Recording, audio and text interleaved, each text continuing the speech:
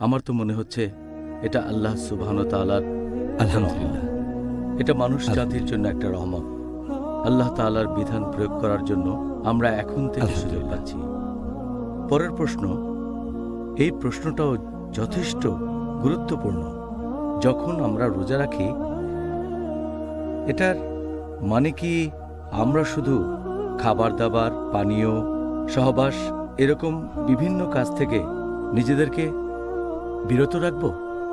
একজন রোজদারের জন্য যে কাজগুলো করা ফরজ, এ ব্যাপারে আমি আগে বলেছি।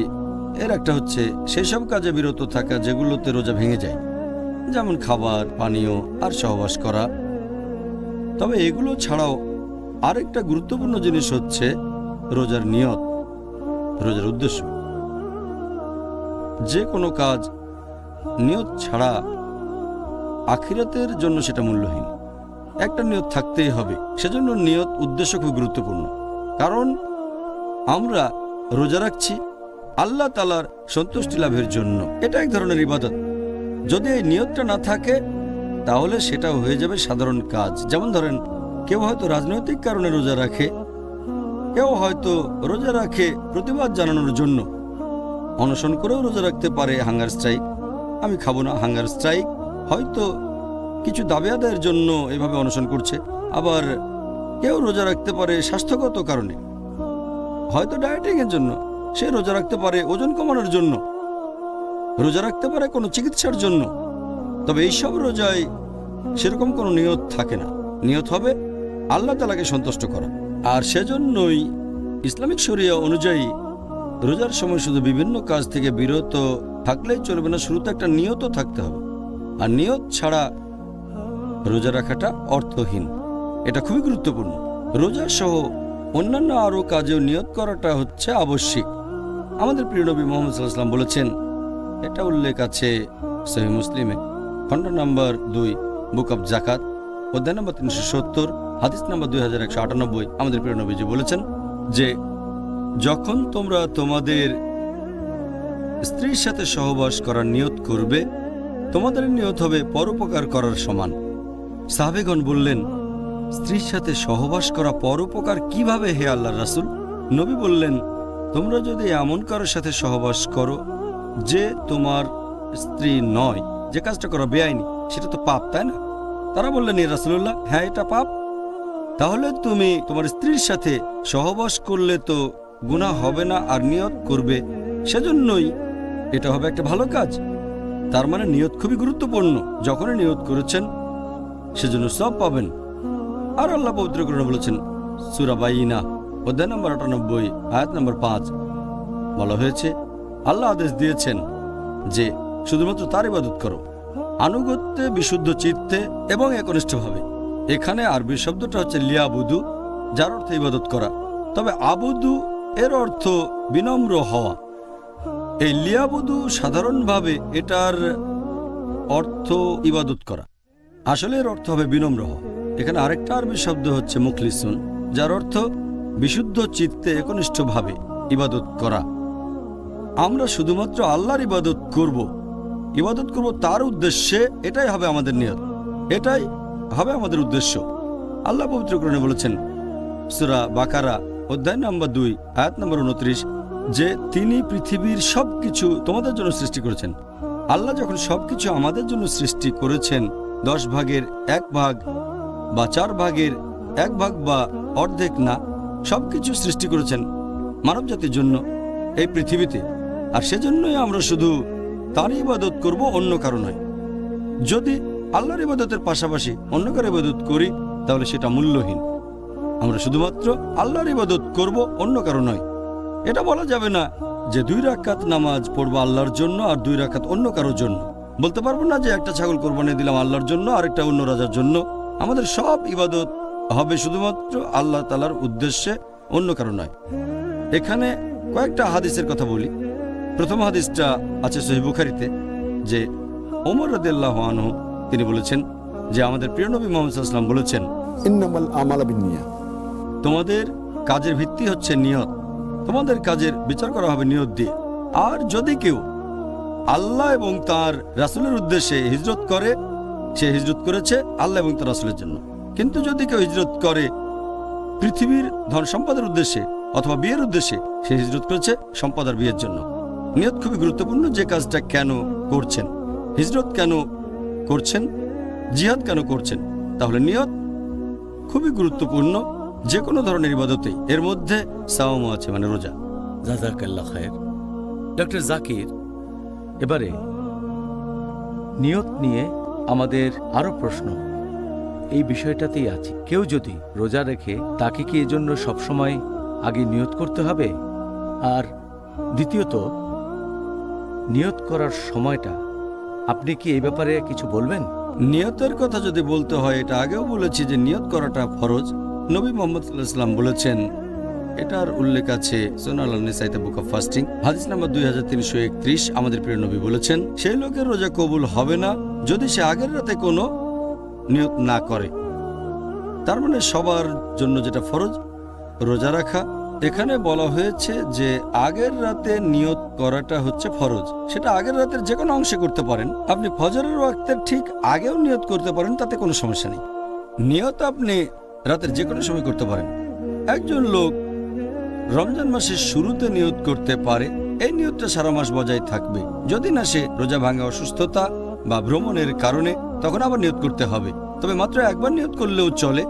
অনেক মানুষের মধ্যে এরকম ভুল ধারণা আছে যে শব্দ করে নিয়ত করাটা আবশ্যিক। এটা আসলে ঠিক না। মুখে শব্দ করে বলতে হবে না যে রোজা রাখার নিয়ত করছি, কারণ আমি এই নিয়ত করেছি মন থেকে। যেমন ধরেন, আমি রোজা রাখার জন্য ঘুম থেকে উঠলাম, ফজরের নামাজের অনেক আগে সাহরি করব। তারপর আমার ছেলে যখন সাহরি করার জন্য ঘুম থেকে উঠল শেষ রাতে, সে আমাকে জিজ্ঞেস করলো যে তুমি ঘুম থেকে উঠেছো কেন? আমি বললাম আমরা রোজা রাখবো তাই। সেও তখন বুঝতে পারলো আমার নিয়ত আছে, বলার দরকার নেই যে আমি রোজা রাখছি, নিয়তটা তো আছে। তাহলে নিয়ত থাকতে হবে মনের ভেতরে, মুখ দিয়ে শব্দ করে বলতে হবে না। অনেক মানুষ এরকম ভাবে। আর আমি এমন কোনো হাদিসের কথা জানি না যেখানে আমাদের নবী বা সাহাবীগণের কেউ শব্দ করে নিয়ত করেছেন আমি রোজা রাখছি। নিয়ত থাকবে মনে। আর 1 মাস রোজার জন্য একবার নিয়ত করলে যথেষ্ট। এর মধ্যে ভাঙলে আবার নিয়ত করতে হবে। তবে এটা শুধু ফরজ রোজার ক্ষেত্রে। ঐচ্ছিক রোজার ক্ষেত্রে যে রোজাগুলো ফরজ না, সেখানে নিয়ত করাটা ফরজ না। এরকম একটা সহিহ হাদিসের উল্লেখ আছে সুনান আন-নিসাইতে বুক অফ ফাস্টিং, হাদিস নাম্বার 2323। একবার নবী তার স্ত্রীকে বললেন যে আমাকে খেতে দাও। স্ত্রী বললেন ঘরে কোনো খাবার নেই। নবী বললেন রোজা থাকছি। তার মানে আগের রাতে তার রোজা রাখার নিয়ত ছিল না, তিনি সেই সময় রোজাটা রাখলেন। ভোরবেলা থেকেই না খেয়ে আছেন, তবে রোজা রাখার নিয়তটা করলেন সকালে। তাহলে ঐচ্ছিক রোজার ক্ষেত্রে নিয়ত করাটা আবশ্যিক কিছু না। তবে যদি ঐচ্ছিক রোজাটা গুরুত্বপূর্ণ হয়ে থাকে, যেমন আশুরা, মুহররম মাসের 10 তারিখ, অথবা হতে পারে আরাফাতের দিন, এসব ক্ষেত্রে আগের রাতে নিয়ত করাটা উচিত, কারণ এই রোজাগুলো খুব গুরুত্বপূর্ণ। অন্যান্য ঐচ্ছিক রোজাগুলোর ক্ষেত্রে আগের রাতে নিয়ত করাটা আবশ্যিক না। নিয়তের ক্ষেত্রে আরও 3টা জিনিস খুবই গুরুত্বপূর্ণ। 1 নাম্বার, যদি কেউ জোর করে আর তখন কোনো নিয়ম ভাঙলে মাপ পাওয়া যেতে পারে, অথবা ভুল করে যদি কেউ নিয়ম ভাঙে, আল্লাহ পবিত্র কোরআনে বলেছেন সূরা নাহল অধ্যায় নম্বর 16 আয়াত নম্বর 106, যদি কেউ আল্লাহর উপর ঈমান আনে, তারপর যদি সে অবিশ্বাসের কোনো কাজ করে, তার মানে কুফরি করে, যদি জোর করা না হয়, তার মানে জোর জবরদস্তির কারণে যদি কুফরি বা শিরক করেন, আল্লাহ ক্ষমা করতে পারেন। যদি কেউ জোর করে কারো রোজা ভাঙিয়ে দেয় কিন্তু তার নিয়ত আছে, আল্লাহ ক্ষমা করতে পারেন। আর আল্লাহ কোরআনে বলেছেন সূরা বাকারা অধ্যায় 2 আয়াত নম্বর 286 যে হে প্রতিপালক, আমাদের পাকড়াও করো না, আমাদের তুমি দায়ী করো না যদি আমরা কখনো বিস্তৃত হয়ে যাই অথবা ভুল করে ফেলি।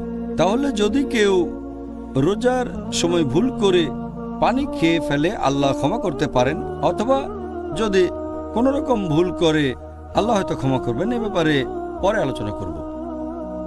সুবহানাল্লাহ, আপনি অনেক গুরুত্বপূর্ণ কিছু কথা জানালেন। আমি শিওর দর্শকরাও এই অনুষ্ঠানটা দেখে দারুণভাবে উপকৃত হবেন ইনশাআল্লাহ, ইনশাআল্লাহ। আরেকটা বিষয় নিয়ে আমি কিছুদিন সমস্যার মধ্যে ছিলাম। সেটা হলো যে রোজা রাখা তো ইসলাম ধর্মের একটা স্তম্ভ, তাই না? এখন আল্লাহর ইবাদত করার এই যে পদ্ধতি, এটার সাথে ইসলামের অন্য 4টা স্তম্ভ, এর মধ্যে কোনো পার্থক্য আছে?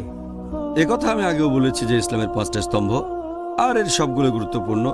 তবে অন্যান্য স্তম্ভগুলোর সাথে এই সাওম অথবা রোজার যে পার্থক্য আছে তা হচ্ছে যে ইসলামের অন্যান্য স্তম্ভগুলো, হোক সেটা নামাজ অথবা জাকাত অথবা ধরেন হজ, এই কাজগুলো মানুষকে দেখানোর জন্য করা যেতে পারে। লোক দেখানো কাজগুলো করতে পারে অন্যকে দেখানোর জন্য, যে আমি সবাইকে দেখাতে চাই আমি খুব ধার্মিক। নামাজ পড়লাম লোকজনকে দেখানোর জন্য, আর হজ করতে গেলাম এটাও মানুষকে দেখানোর জন্য, এটা হতে পারে।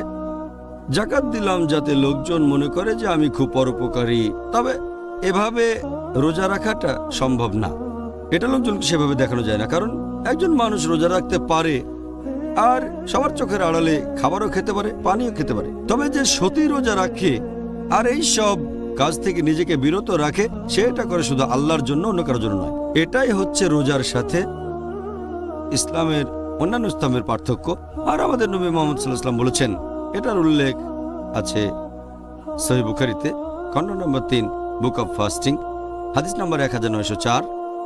আমাদের প্রিয় নবী মুহাম্মদ সাল্লাল্লাহু আলাইহি ওয়াসাল্লাম বলেছেন যে আল্লাহ বলেছেন, আদম সন্তানেরা পৃথিবীতে যে সমস্ত কাজ করে সেগুলো শুধুমাত্র তাদের জন্য, তারা নিজের জন্য করে, কিন্তু রোজা রাখে আমার জন্য, আর আমি তাকে পুরস্কার দেব। এবং রোজা হচ্ছে ঢাল স্বরূপ।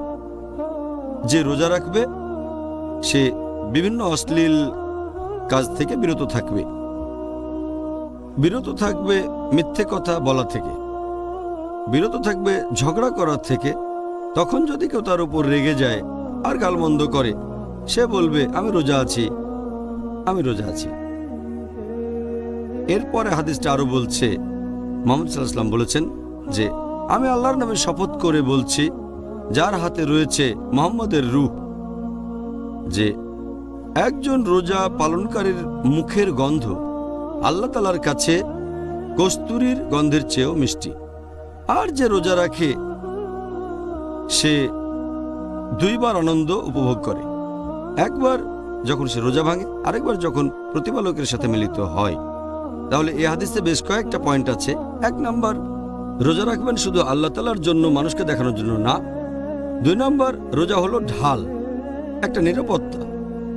রোজা আমাদের দূরে রাখবে ভুল কাজ থেকে, খারাপ কাজ থেকে, অশ্লীলতা থেকে।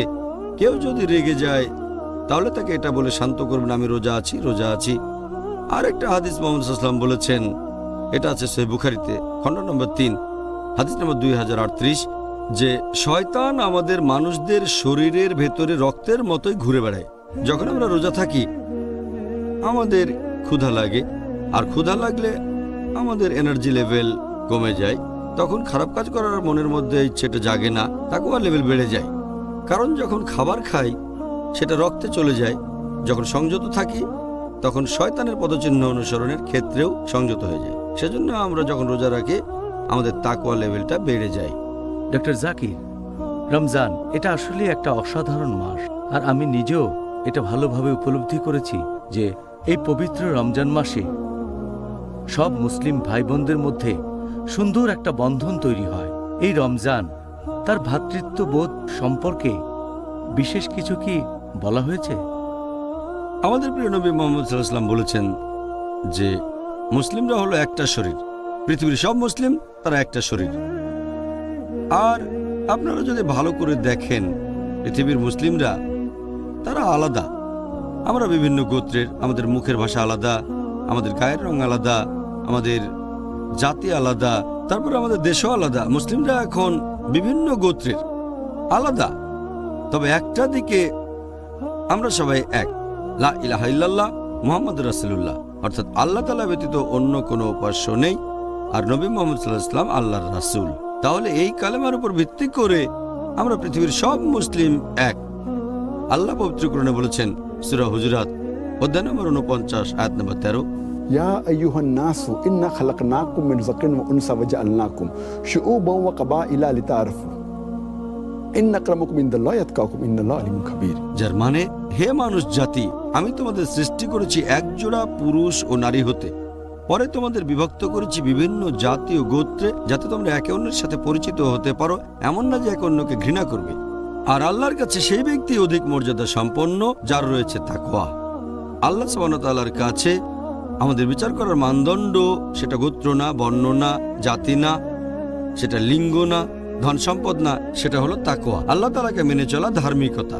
আর এই পবিত্র রমজান মাসে আল্লাহ কোরআনে বলেছেন সূরা বাকারা অধ্যায় 2 আয়াত 183, লাআল্লাকুম তাত্তাকুন, যাতে করে তোমরা হতে পারো মুত্তাকি, তোমাদের তাকওয়া বাড়াতে পারো।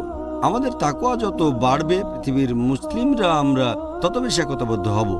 আমরা তো একটাই জাতি, গোত্র বা বর্ণ আমাদের আলাদা করতে পারে না, আমরা এক জাতি। আর এই পবিত্র রমজান মাসে আমাদের তাকওয়া বেড়ে যায়, আমাদের একতা বেড়ে যায়। আর এই একতার সবচেয়ে বড় উদাহরণ আমরা দেখেছি নবী সাল্লাল্লাহু আলাইহি ওয়াসাল্লামের সময়। সাহাবীগণ তখন বিভিন্ন দেশ থেকে আসতেন, গায়ের রং আলাদা, জাতি আলাদা। উদাহরণ হিসেবে হযরত আবু বকর রাদিয়াল্লাহু আনহু, তিনি ছিলেন কুরাইশ। এরপর হযরত বিলাল রাদিয়াল্লাহু আনহুর কথা বলা যায়, তিনি এসেছিলেন ইথিওপিয়া থেকে, ইথিওপিয়ান। তারপর হযরত শুআইব রাদিয়াল্লাহু আনহু, তিনি ছিলেন রোমান। তারপর একজন সাহাবী সালমান ফার্সি রাদিয়াল্লাহু আনহু ছিলেন পারস্য দেশের। তাহলে তারা ছিলেন বিভিন্ন দেশের আলাদা জাতি, গায়ের রং আলাদা। আমরা যদি ইসলামের ইতিহাস ভালো করে দেখি, দেখবেন সেখানেও একই। উদাহরণ হিসেবে ইমাম বুখারী, তিনি খুব বিখ্যাত বিশেষজ্ঞ, এসেছিলেন বুখারা থেকে, তিনি আরব নন। এরপর মোহাম্মদ দি কনকারার, তিনি ছিলেন তুরস্কের লোক। এরপর আরো আছেন সালাদিন আইয়ুবী, তিনি ছিলেন কুর্দি। আরো বলা যায় আল্লামা ইকবাল এসেছেন ভারত থেকে। তাহলে আমরা দেখতে পাচ্ছি যে মুসলিমরা পৃথিবীর যে কোনো প্রান্তের হতে পারে। আর এই একতা রমজানে আমরা বেশি করে পালন করে থাকি, কারণ এই সময় আমাদের তাকওয়া লেভেল বৃদ্ধি পায়। আমাদের নবী মুহাম্মদ সাল্লাল্লাহু আলাইহি সাল্লাম বলেছেন, এটা আছে সহিহ বুখারীতে, খণ্ড নম্বর 1, হাদিস নম্বর 468। নবী মুহাম্মদ সাল্লাল্লাহু আলাইহি সাল্লাম বলেছেন, একজন বিশ্বাসী মুসলিম, একজন মুমিন আরেকজন মুসলিমের কাছে দেয়ালে বসানো ইটের মতো, এই কথা বলে এইভাবে হাত চাপ। আমাদের প্রিয় নবী আরো বলেছেন, এই হাদিসটা আছে সহিহ মুসলিমে, খণ্ড নম্বর 4, হাদিস নাম্বার 6219, যে আমাদের নবী বলেছেন, একজন মুসলিম কখনোই আরেকজন মুসলিমের উপর অত্যাচার করবে না, সে তাকে বাধা দেবে না, তার কাছে মিথ্যে বলবে না, সবসময় সত্যি কথা বলবে। আর একজন মুসলিম কখনোই আরেকজন মুসলিমের বিরুদ্ধে যাবে না। নবী আমাদেরকে এরকম একতার কথাই শিখিয়েছেন। এটা আমরা ভালোভাবে বুঝতে পারি এই পবিত্র রমজান মাসে। জাযাকাল্লাহ খায়ের। ডক্টর জাকির নায়েক, আপনি আজকে খুব সুন্দর করে আর নিখুঁতভাবে বিভিন্ন প্রশ্নের উত্তর দিলেন রমজানের প্রারম্ভিক কথা প্রসঙ্গে। ভাই ও বোনেরা, আশা করি আজকের অনুষ্ঠানে ডক্টর জাকির নায়েকের উত্তর শুনে আপনারা সবাই আমার মতোই উপকৃত হয়েছেন। জাযাকাল্লাহ খায়ের। আমরা এতক্ষণ ধরে ডক্টর জাকির নায়েকের কথা শুনলাম, আলহামদুলিল্লাহ। ভাই ও বোনেরা, আগামীকাল আপনাদের সাথে আবার দেখা হবে। আর সেদিন আমাদের আলোচনার টপিক হবে কখন রোজা রাখা বাধ্যতামূলক আর অব্যাহতি আছে। আসসালামু আলাইকুম ওয়া রাহমাতুল্লাহি ওয়া বারাকাতুহু।